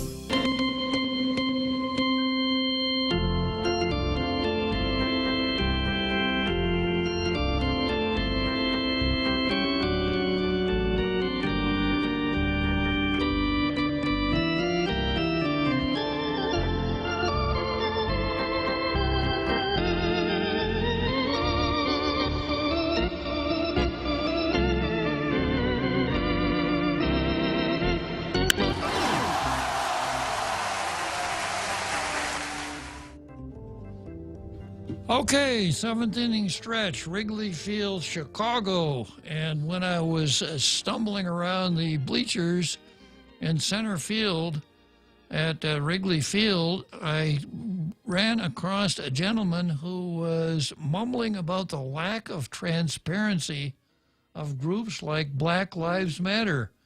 I walked up to him and introduced myself to him, and he said that his name was Joe, but he didn't want to be confused with the real Joe Cruz, so he told me he was another Joe. Right, another Joe? Hey, Bob, again, Merry Christmas and Happy New Year. Thank you, another Joe. So, are you all on the radio the 30th and the 31st? Of course, I'm going to be here for the rest of the year, another Joe. I don't care what anybody says. It's about 2 days, yeah. So, yeah, you said it, Uncle Bob. There's a lack of transparency with regard to these movements because initially, the way they package it, and the way they advertise it, it's very attractive to the target groups. And in this sense, with Black Lives Matters, the impression is they're targeting a sense of black tribalism. So there's an attraction there. People who want to identify with African American values and interests. But I recall reading in this encyclopedia. I don't know if you all are old enough to remember what those are. Back in the 80s. Yeah, it was something sort of like hard copy Google, but go on. There you go. It's Google when the electricity's out. Mm-hmm. So I was reading an encyclopedia. You know, you used to have these encyclopedia salesmen that go around and sell different brands and encyclopedias. Well, anyway, so I would compare encyclopedias, and I would read about the USSR. Of course, you know, when you do a report, you have to get different sources, right? So you have to go to different encyclopedias. Well, I was reading about the USSR. I thought, man, this sounds like a good idea. Except, of course, I knew they were our enemy. They were against the American way, which was surprising to me because the way they described it in the encyclopedia made it seem as though there's something there, something attractive as far as social justice, you know, for a social justice warrior. So, having said that, an experienced person having interacted with the different styles or different forms of organizing and government will know that there isn't transparency in socialism and communism because they'll eventually you'll see they have to hide it. They package it to do something in a way that's very attractive to different target markets, but they have to hide the negative stuff. Whereas in the American Republic, in our evolved or developed form of democracy, our constitutional republic, we have everything out there for everyone to see for the most part. The good, the bad, and the ugly, so to speak, Uncle Bob. Take it or leave it. What was the expression? You get what you see, for the most part, majority part. And therein is the transparency. And anyone who supports it or opposes it, you know, you have the right to take your point, your stance, your point of view, for or against it. And usually with this system, Uncle Bob, you get the best of all worlds available for the most part. Winston Churchill said, our government is the worst form of government except for all others. I think he was referring to democracy. It's pretty close, yeah. So that's my point of view. I'm sticking to it. And our form of republic, where we've developed a democracy, is the most transparent compared to other nations worldwide, or comparable to our allies. And we take the good with the bad, and hopefully we take the bad and we improve on it. But with these socialists, Marxists, the communists, they don't do that. They have to hide it in order to keep their support. And they should tell everyone something right there. But anyway, Uncle Bob, I just want to bring that up, a little nuance, and I'll just keep listening. And thank you very much again. Merry Christmas, Happy New Year. Thanks for sharing, Another Joe. Well, Another Joe makes a good point. A guy named F.A. Hayek, Hayek, wrote a book called Socialism, The Road to Serfdom back in 1943, and he made exactly the same point as Another Joe, that socialism, in order to survive, must be non-transparent. It must control the news. And because he gives examples like, you know, if you're manufacturing automobiles and the automobiles that you manufacture don't sell as well as another company's automobiles, people can understand that. But when a decision is made to what to manufacture and what not to manufacture was made by the government, people can't understand that. They're going to blame somebody.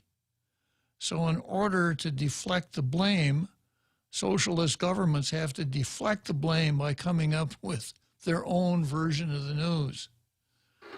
And socialism, if left in play long enough, lead to serfdom. In other words, people lose their freedom pretty quickly. And that's exactly the case here with Black Lives Matter.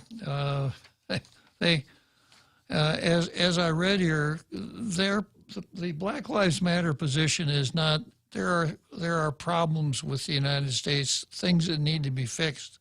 That's not their position.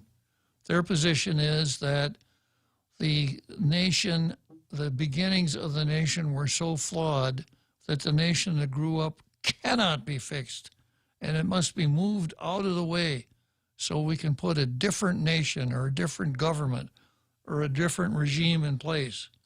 And they've told us what that regime should consist of. Application of laws and fundamental rights should be different based on race or group class group of the individuals involved, and the personal perception of the oppressed, that is their narrative, outweighs the actions or intents of others. We see that every day, that the narrative is far more important than truth or facts. Needless to say, the cumulative effect of the various Marxist schools has been enormous, slowly pressing their principles into the fabric of American life.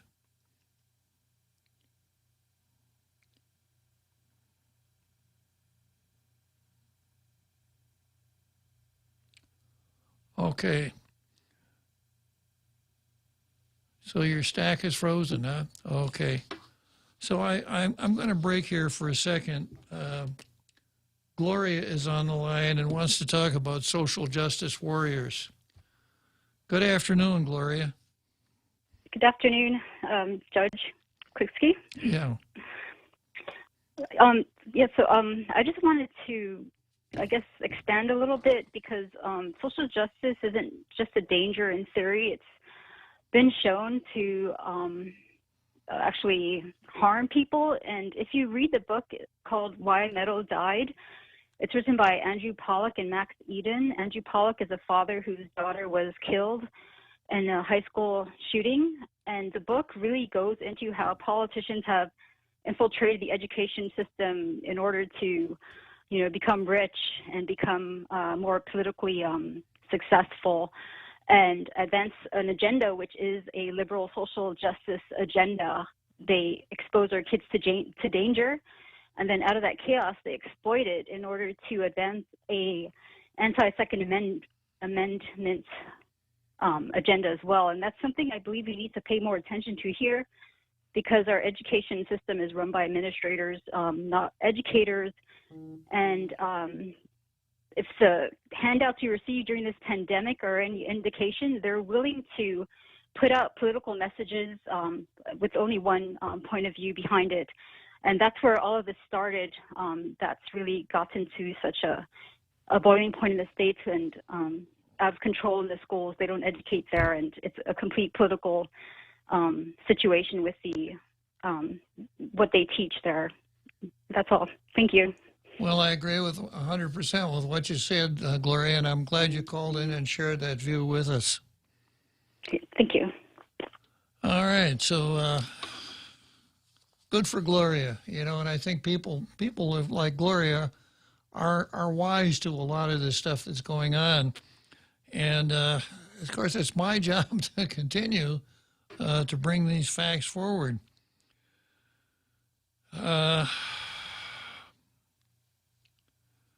Picking up where I left off, it is known that Black Lives Matter is founded and is being run by committed Marxists. In a June article on Red State, the journalist Brandon Morris writes about Black Lives founders. By their own admission, their purpose isn't to heal this country, it's to rip it apart. Black Lives Matter leaders are, in fact, quite open about their beliefs and objectives. Black Lives co-founder Patrisse Cullors openly admits that she and her colleagues are trained Marxists. This is what she says. We actually do have an ideological frame. Myself and Alicia That's Alicia Garza, a co-founder of Black Lives Matter. In particular, we trained organizers. We are trained Marxists. We are super versed on ideological theories. These Marxists direct and guide the actions of Black Lives Matter. It is they, along with their allied groups such as Antifa, which is another Marxist outfit, who have brought this country to the precipice. Marxism is thus not some discarded theory harbored by a few harmless, pointy-headed professors in ivory towers. Marxism is a living creed forming the motive behind the thinking and actions of those responsible for the present upheaval in the United States. Rather than being irrelevant, Marxism is a powerful and destructive force that threatens to rip America apart. The chaos has been deliberately induced because in order to take over, Marxists need lawlessness and disorder. When society is destabilized and its population sufficiently confused and demoralized, the revolutionaries make their move to seize power. This can happen sooner than most people would imagine. I hear people saying, yeah, it's kind of bad, the way they've taken over the universities. And, I feel sorry for my grandchildren because it's not going to be your grandchildren. It's going to be you. We saw how fast things could move this year. The chaos has been deliberately induced because in order to take over, as you were, Marxists need lawlessness and disorder. This can happen sooner than most people would imagine, perhaps as early as next week.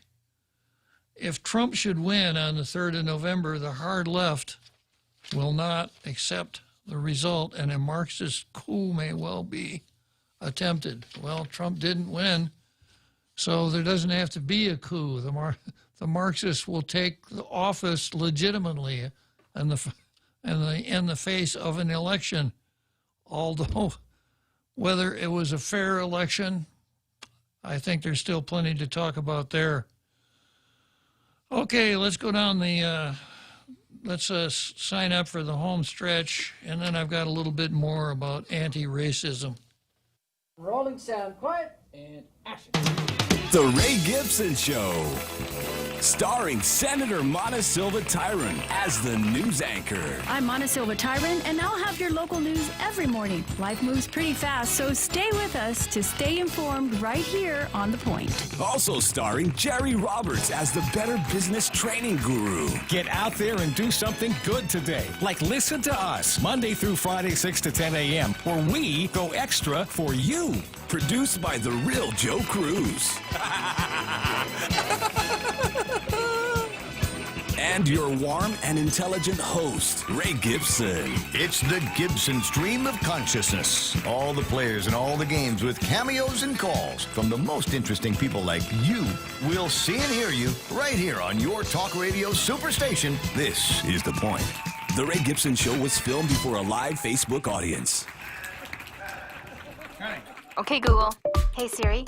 Hi, Bixby. Go ahead. I'm listening. Open the Point app. Opening. Live stream, on demand, swap stations, check out the visual radio. Get the free app available on the App Store and Google Play, or go to thepoint.gu. Tall Tales with Bob Klitzkie is brought to you by Bank Pacific. Banking on the Pacific for 66 years.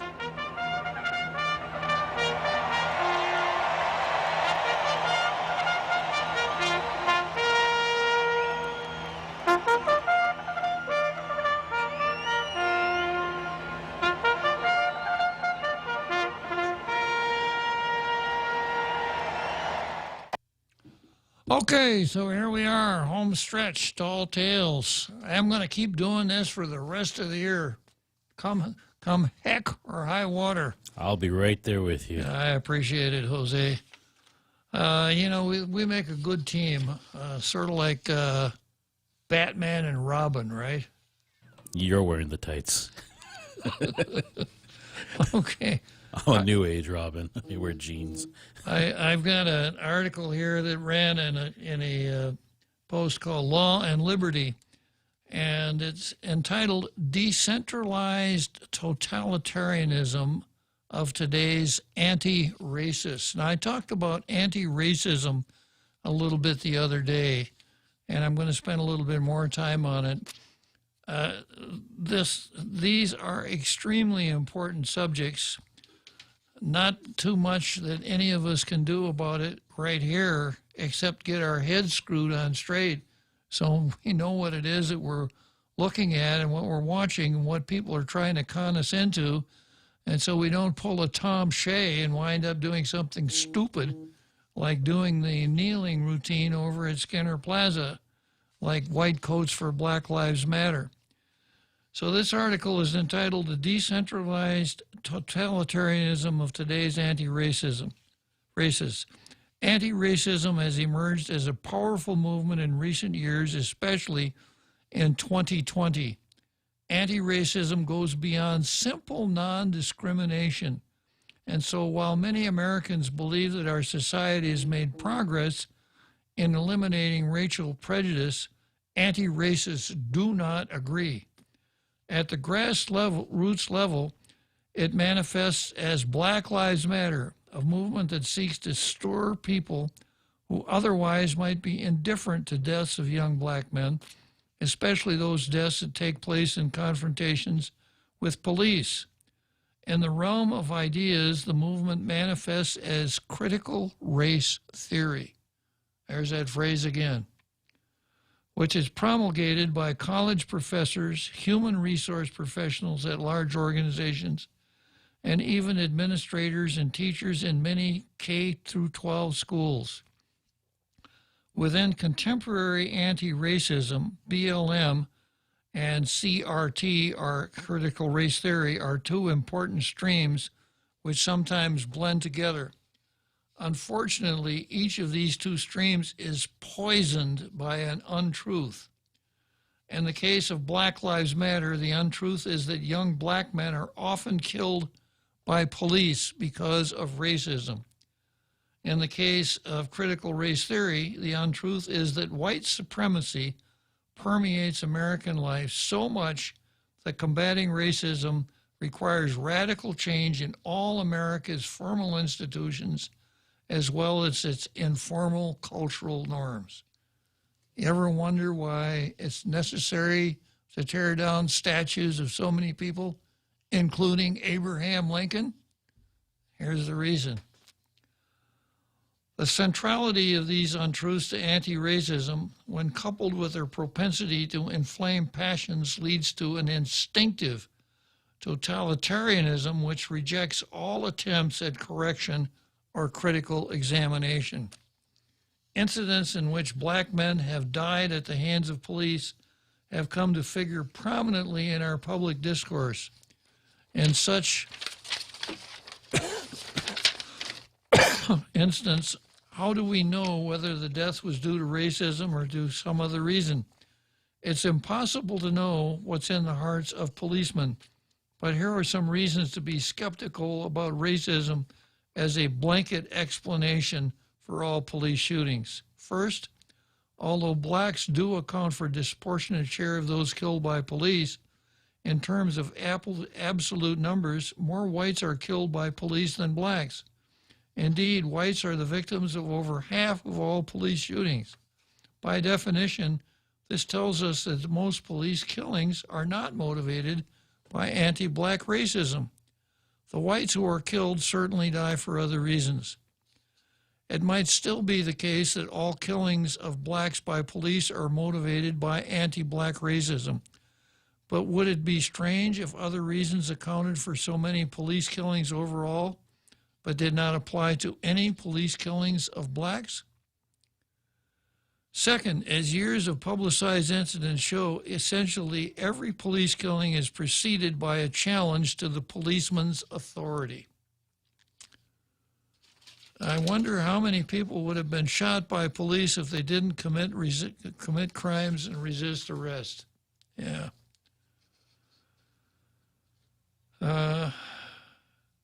This might involve resisting arrest, either intentionally or unintentionally, failing to obey a policeman's instructions, or acting in a threatening manner toward a policeman. We do not always know whether race is a motivating factor in any given incident of police violence, but we do know that it is not the only factor, even the most important factor.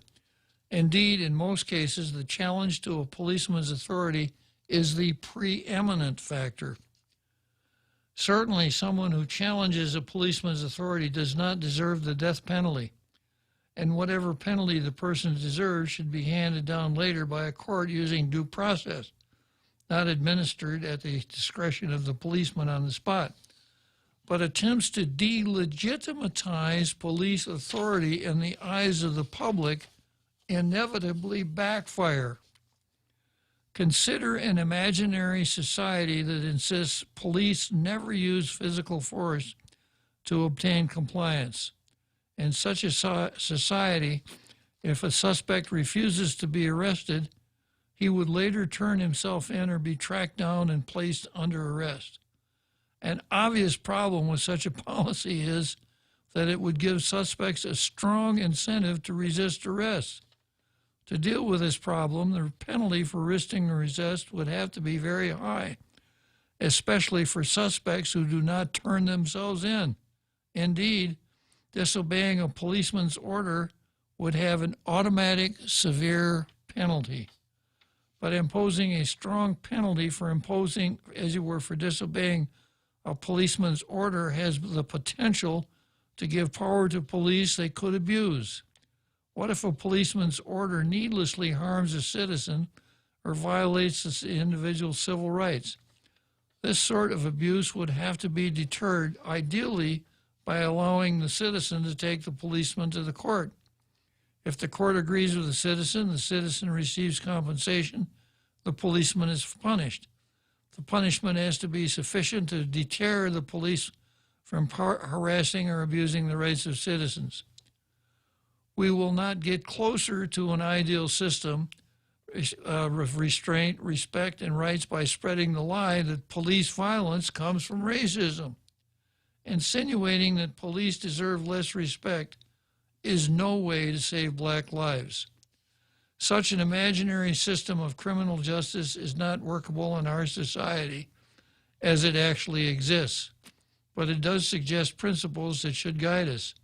These principles are restraint, respect, and rights. Police should act with restraint in dealing with suspects when a suspect resists arrest or runs away. It should be acceptable, depending on the level of risk that the suspect poses, to let the suspect escape to be pursued later. Nonviolent but mentally impaired individuals should be dealt with gently. Police also have to respect civil rights. Neither qualified immunity nor other doctrine would permit police to get away with the abuse of power. Everyone should respect police. In addition to police penalties for resisting arrest, there has to be strong community support for police. The check on police power should be the legal framework that governs police practice, not ad hoc defiance of police authority. We should work to improve that legal framework in order to promote restraint and rights as well as respect. Police should be given instructions, training, and incentives to help them. And again, there also needs to be sanctions to deter abuses. But we will not get closer to an ideal system by spreading the lie that police violence comes from racism. Insinuating that police deserve less respect is no way to save black lives. It promotes a norm of challenging policemen's authority. If your goal is to reduce police violence, increasing the propensity to challenge a policeman's authority is going to have the opposite result. Charges of racism against the police, as well as a large and growing number of other institutions, receive their intellectual underpinning from critical race theory. That's the doctrine that American life is suffused with racism. Critical race theory says that because America has not been purged of this systemic racism, it will always be characterized by white supremacy. Critical race theory is promulgated by self-described anti-racism racists such as Ibrahim X. Kendi, author of How to Be an Anti-Racist, Robin DiAngelo, author of White Fragility. Rather than view racism as one of many imperfections that our society would seek to overcome, these authors treat racism as the very essence of America. This doctrine is what stimulated the New York Times 1619 Project, which sought to refocus the entirety of American history on slavery and racism. Yeah, I'm going to come back to this tomorrow. Again, it's a little bit thick, but it's so important that I think I have to spend some time with it. I'm going to spend perhaps the rest of the year on stuff like this. So we've come to the end of another perfect day here on Tall Tales. Jose and I will be back tomorrow. We'll see you then. The Point is KUSG, Hagåtña, Guam, 93.3 FM and 104.3 HD3. As feared, the variant strain is here. I'm Carmen Roberts, Fox News. A man in Colorado tests positive for one of the new COVID strains first detected in Britain. Colorado Governor Jared Polis says the B117 variant has been confirmed by the state lab and that the Centers for Disease Control and Prevention has been alerted. The variant is a more contagious strain that not much is known about. The name of the patient has not been made public, but it is a man in his 20s with no travel history. Fox's Gernal Scott. Health officials say even though the mutated strain transmits much easier, it is not deadlier and the vaccines should work against it. Another vaccine gets the go-ahead in Britain. Regulators approving AstraZeneca's vaccine, which is said to be easier to handle. A record number of people in the U.S. died from the coronavirus yesterday, 3,725. Among them, Congressman-elect Luke Letlow from